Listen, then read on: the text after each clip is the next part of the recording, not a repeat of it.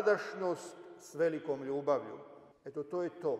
Bez toga, bez življenja sadašnjosti s velikom ljubavlju, mi smo ništa. Bez življenja sadašnjosti s velikom ljubavlju, mi nemamo smisla. Bolje bi bilo da nas nema ako nismo ljudi ljubavi.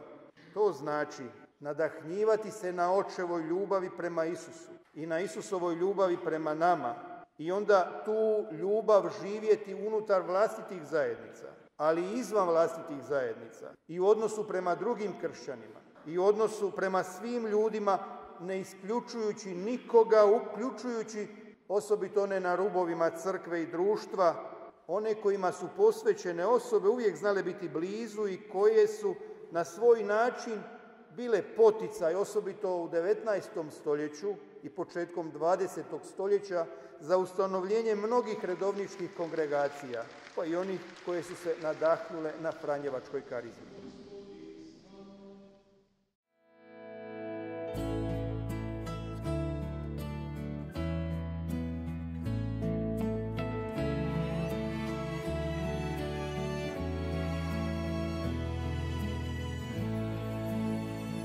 Gospodar si svijeta, vidljivog, nevidljivog,